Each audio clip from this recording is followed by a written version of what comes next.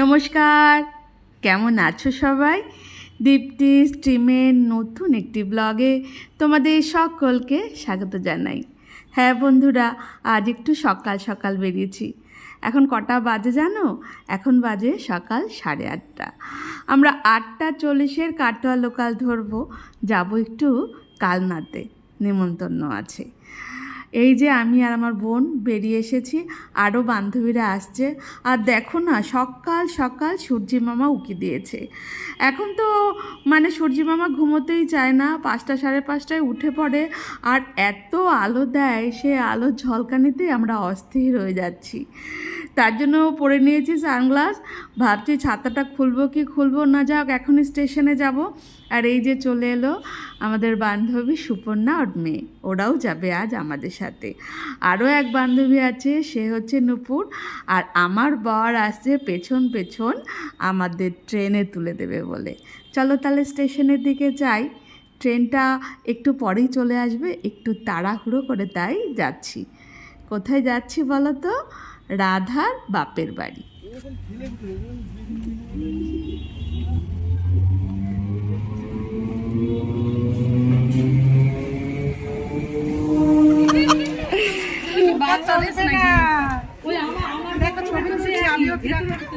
আমরা কিন্তু এসে কালনা পৌঁছালাম, তাহলে বেঁচে আছি।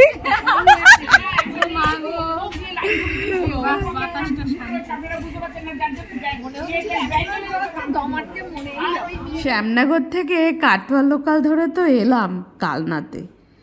ট্রেনে এত ভিড়, আমার এ জন্মে এত ভিড় আমি দেখিনি। ভাবিনি প্রাণটা নিয়ে ফিরতে পারবো। যাই হোক, এখন কোনো মতে নেমেছি ট্রেন থেকে। এখন সবাই মিলে আগে একটু রেস্ট নিয়েছি স্টেশনে বসে, খানিকটা বসে সুস্থ হয়ে নিলাম। আর ওই যে দেখো, রাধা দাদার মেয়ে আসছে আমাদেরকে নিতে। যুদ্ধ করতে করতে গন্তব্যে পৌঁছে গেছি। ভীষণ ভিড় ছিল ট্রেনে, ভীষণ একটা অভিজ্ঞতা। আমি তো মনে হলো যে মরে 1 নম্বর প্ল্যাটফর্ম থেকে ওভারব্রিজ পার হয়ে যাচ্ছি, 2 নম্বরে ওখানে দাঁড়িয়ে আছে রাধা। আজকে এত গরম, তারপরে ট্রেনে এত ভিড়, তা সত্ত্বেও এখন ভালো লাগছে, কারণ বন্ধুরা সবাই একসাথে। আর এখানে এসেছি রাধার বাড়িতে, আজকে সত্যনারায়ণ পুজোর তো আমাদের সবারই খুব ভালো লাগে। আর তাছাড়াও কালনা শহরটা কিন্তু খুব সুন্দর, এখানে দেখার অনেক জিনিস আছে। নবদ্বীপে সব যাচ্ছে না, তো চলো মন্দির দেখে একদম পিস অফ মাইন্ড। এসো।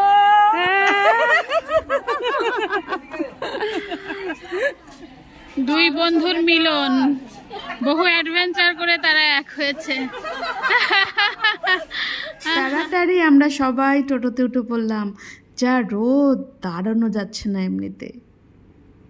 রাধাদের বাপের বাড়ি যাওয়ার পথেই 108 শিব মন্দিরটা পড়ে, ওখানে আমরা নেমে একটু শিব মন্দিরটা ঘুরে যাব। কারণ কি, ওদের বাড়িতে আজ পুজো, আর ফেরার সময় হয়তো সময় পাবো না, তাই এখনই একটু নেমে দর্শন করব। এই যে চলেই এসেছি একদম শিব মন্দিরের কাছে, এখনই একটু নেমে দেখে যাই।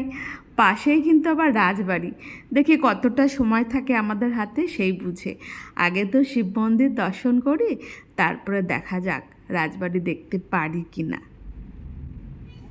বেশি দূরে যাও না, এই সামনে গাড়ি। কি সুন্দর, আমি এসেছি একবার, কি ভালো লাগছে। গোল করে ঘোরানো 108টা মন্দির, যার মধ্যে অধিষ্ঠিত আছে স্বয়ং বাবা ভোলানাথ। দেখো সেই পুরনো যারা থাকি আমরা আর কি সব কটা। আজকে আমরা সেই পুরনো পরিবার নিয়ে চলে এসেছি কালনাতে, কালনা রাজবাড়ি। এটা 108টা শিব মন্দির, রাজবাড়ি রয়েছে, খুব সুন্দর মন্দিরগুলো। না সত্যি খুব সুন্দর, দারুণ। আমি দেখে গেছি আগেও, ঘুরে গেছি একদিন থেকে ঘুরে গেছি, দারুণ। ঠাকুমা টিভিতে দেখে সারাদিন ছিলাম, এখানে একটা জায়গায় খেয়েছিলাম, হ্যাঁ তারপরে বিকালে কালনা গেছিলাম। খুব স্টেশনে সুন্দর নেমে একটা টোটো অনুভূতি। করেই আসা এই যায়। রাধা দিদিদের বাড়িতে আমরা এসছি ঘুরতে, তার আগে মন্দির দর্শন করে যাচ্ছি। এটা একটা প্রমিনেন্ট জায়গা, হিস্টোরিক্যাল জায়গা, তো খুবই ভালো লাগছে এসে। আমাদের তো ভালো লাগার কোনো শেষ নেই। হ্যাঁ আমরা ভালো লাগার জায়গাগুলো ঠিক খুঁজে নিই। একদম, কার মুখ না লাগলেও আমরা লাগিয়ে নিই, আয় মুক্তি আয় ভালো লাগিয়ে নিই আমরা।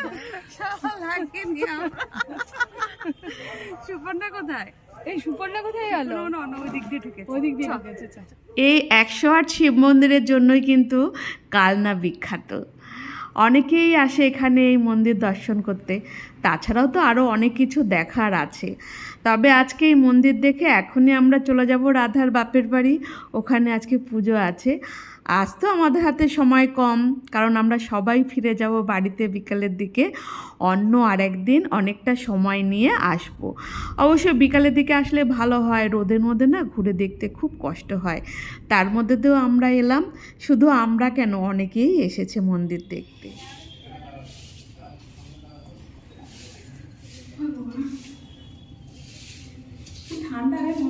ঠান্ডা না, ভেতরটা কি ঠান্ডা না?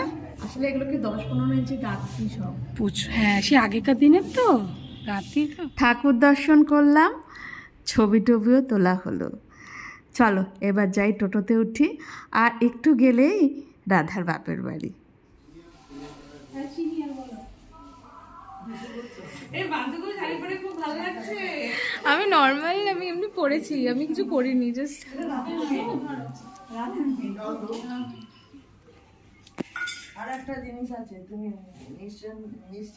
রাধাতে ঠাকুর ঘরটা দোতলায়। আমরা নিচের থেকে হাত মুখ ধুয়ে চলে এলাম ওপরে। এখন সবাই একে একে ঠাকুরকে নমস্কার করে নিলাম। আর এদিকে ঠাকুরমশাই তো পুজো শুরুই করে দিয়েছেন, চলছে যাগযজ্ঞ। কি সুন্দর করে সাজিয়েছে ঠাকুর ঘরটাকে আলপনা টালপনা দিয়ে। ছুটি রাধারানী রেখেছে, রাধারানীও বলেছে রাধাষ্টমীতে আবার নিয়ে আসবো, অর্ডার দিয়ে এসছে। আমি এখন গোপালের রাধারানী হয়। এই শাঁখ বাজাতে হবে তো। হ্যাঁ দেব মাকে সমীর আর ফুলটা আমি আছি না। ওইটা আছে তো।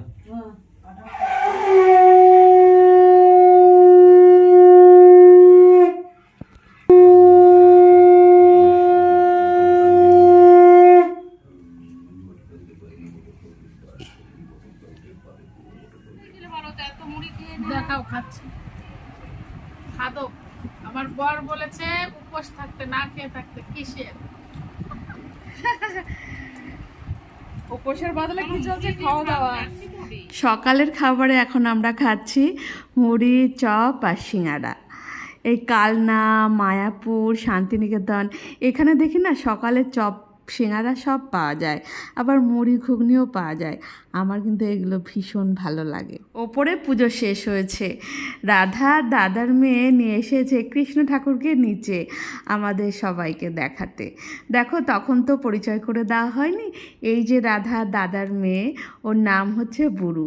ও রূপে লক্ষ্মী আর গুণে সরস্বতী। এই আসছে ম্যাডাম। দাঁড়া, তোর মাথায় একটু ঠেকিয়ে দেবো পাটা। হ্যাঁ, ঠাকিয়ে দে, সবার মাথায় ঠেকিয়ে দে তো বাবা। গোপু গোপু গোপু গোপু, সবার মাথায় গোপু উঠছে। হ্যাঁ হ্যাঁ হ্যাঁ, এই ঘরটা খুব ঠান্ডা বলছে। না না, এসি চালানো। হ্যাঁ, এসি বলছে ঘরটা খুব ঠান্ডা, এসির এসির মতোই লাগছে। সবাইকে এই যে আমার মা, দেখি ভিডিও। মা ও সুখী কে? ওই বলে দিয়েছে ও খুব সুখী হবে, বলে দিয়েছে দেখে। আশীর্বাদ করেন মাসিমা। ও বাংলাদেশ থেকে এসছে। দেখেছো রাধা আমাদেরকে সব আগলে রেখেছে দেখেছো? আমি তো কথা বলতে পারলাম আসলে ঘুমটা না করলে না না থাকলে না, সবাইকে আশীর্বাদ করে দাও মা। মাসিমা, তোমার মেয়ে কিন্তু খুব হাসি খুশি জলি এত ভালোবাসে সবাইকে না। মনের মধ্যে ওর একটা মানে কষ্ট সে তো কষ্ট তো হয়েছে, আমরা আছি তো। ওমা নাও, আদর করে দাও, আদর করে দাও, আদর করে দাও।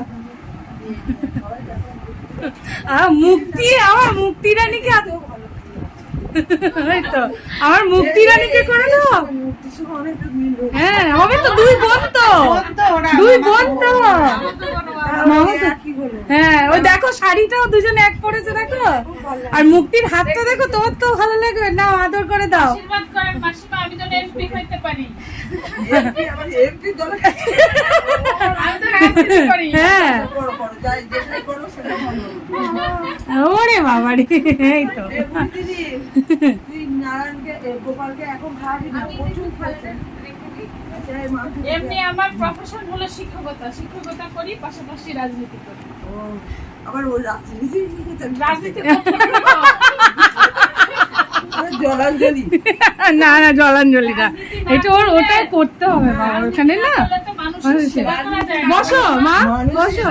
আমার দাদার পুত্র, তাই না মানে উনি সবকিছু সামলাচ্ছেন একদম, অফিস টফিস সব। বাবা আয় বাবা, আয়। এই হাসে বাবা হ্যাঁ একদম বাবা তো, তোমার দাদার ছেলে দাদার ছেলে। মানে রাজনীতি থেকে এখন যদি সব ভালো মানুষগুলো চলে আসে, খারাপদের জায়গা হয়ে যায়। এই জন্য আমাদের কিছু কিছু decent পরিবার থেকে প্রয়োজন। মা বসো। এই বসলে হবে না কোথায় কোথায় বসবে তুমি? সেটিং করে দিস আচ্ছা যাও, সেটিং করো। সবাই খেয়েছো আর পুটিটার সঙ্গে কথা বলিনি পুট্টিটার সঙ্গে কথা বলিনি, পুট্টি ওকে আদর করে দিও। বয়স কমেছে হ্যাঁ ছোট, হ্যাঁ ও খুব খুব লক্ষ্মী মেয়ে। ও পেয়েছে আমার ধাপটা না, আমার ধাপটা। এর বাবা কত না। চিন্তা হবে গো। আমি শুটকি চিমড়ে, আমি মোটা ছিলাম। সে মোটা ছিল সব কথা উঠছে, কিন্তু তুমি আমায় শুটকি চিমড়ে বললে। ছিল ওর বাবা কি দেখতে খুবই সুন্দর তোমার সব কথা উঠছে, দাঁড়াও। কিন্তু একদম স্লিম ফিগার হুম, মানে ফিগারটা Slim দেখে figure। তোমার মনে হবে না যে এরকম বাবা যখন দেখতে এসেছিল গটগট করে জুতো পরে নেমেছে তখন মাসি মাঝে একটা সময় ওভার স্মার্ট ছিল, বিশাল। ও বাবা, বুঝাই যায় না। একটা সময় আপনি ওভার স্মার্ট ছিলেন, স্কিল এভারথিং।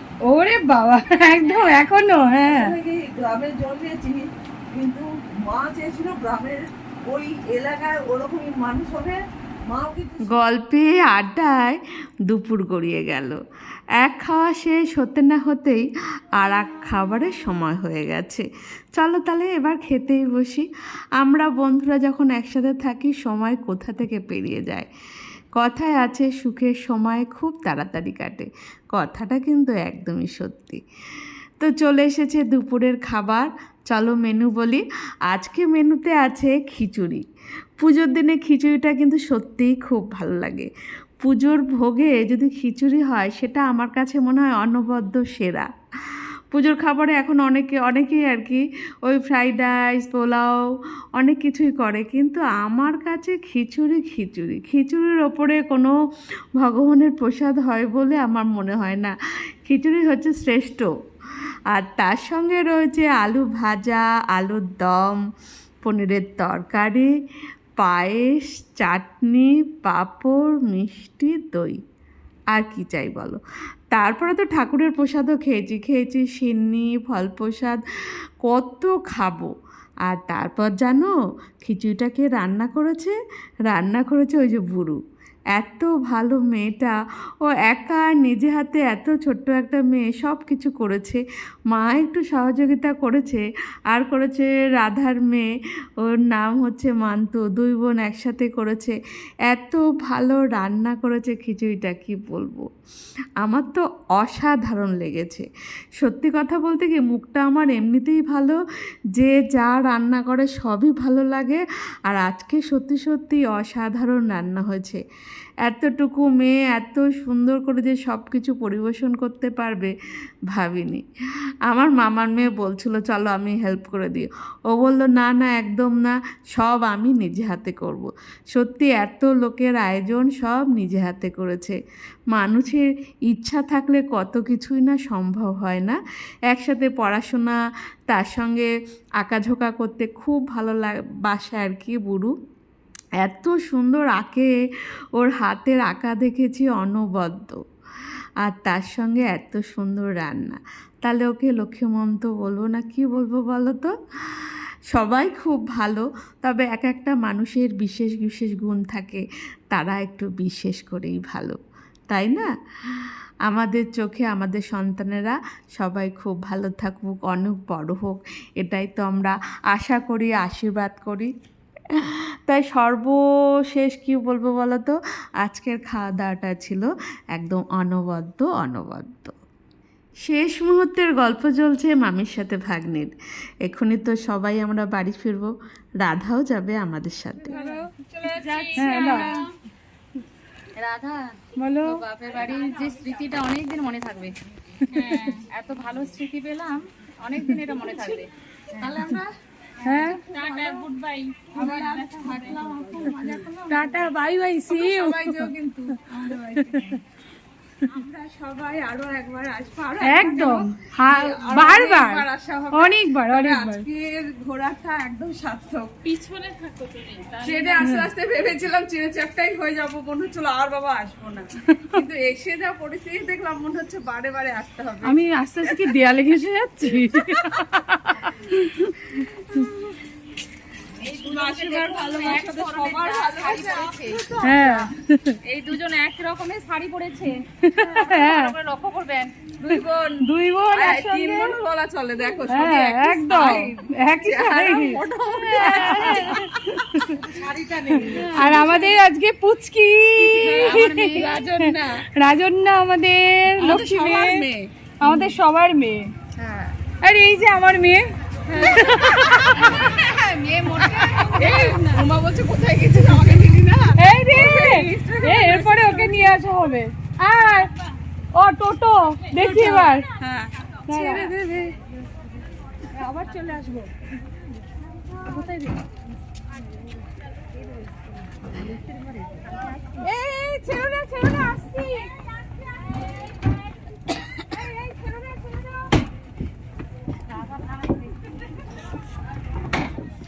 আসার সময় আমাদের ট্রেনে প্রচণ্ড কষ্ট হয়েছে, সেই ভয়ে আর কালনা স্টেশন থেকে কেউ বাড়ি পৌঁছাতে চাইছে না, কারণ এখানে তো অনেকটা দেরি করে করে ট্রেন, প্রচণ্ড ভিড় হয়। তাই আমরা সবাই মিলে আলোচনা করে ঠিক করেছি শান্তিপুর হয়ে যাব। কালনার গঙ্গা পার হয়ে অটো করে গেলেই শান্তিপুর স্টেশন, আর শান্তিপুর থেকে তো 1 ঘন্টা অন্তর অন্তর ট্রেন পাওয়া যায়। সেই মতোই আমরা চলে এসেছি লঞ্চ ঘাটে, লঞ্চও চলে এসেছে। আর আজকে বন্ধুরা আমরা সারাটা দিন ভীষণ ভালো কাটিয়েছি। রাধার বাপের বাড়িতে প্রচুর আনন্দ করেছি, আর ওর বাপের বাড়ি সবাই খুব খুব ভালো। এমন ভালো ব্যবহার পেলে তাদের বাড়িতে বারবার আসতে ইচ্ছা করে, আবারও আসার ইচ্ছে রইল। তাহলে বন্ধুরা আজকে আমার ভিডিওটা এখানেই শেষ করছি। তার আগে তোমাদের থেকে নিয়ে নিচ্ছি বিদায়। তোমরা খুব ভালো থেকো, সুস্থ থেকো, আর আমার ভিডিওটা যদি একটুও ভালো লাগে একটা লাইক, একটা কমেন্ট করে দিও, আর বন্ধু হয়ে পাশে থেকো। তাহলে আবার দেখা হবে অন্য কোনো দিন নতুন কোনো ভিডিওতে। আজকের মতো টাটা টাটা টাটা, শুভ বিকেল।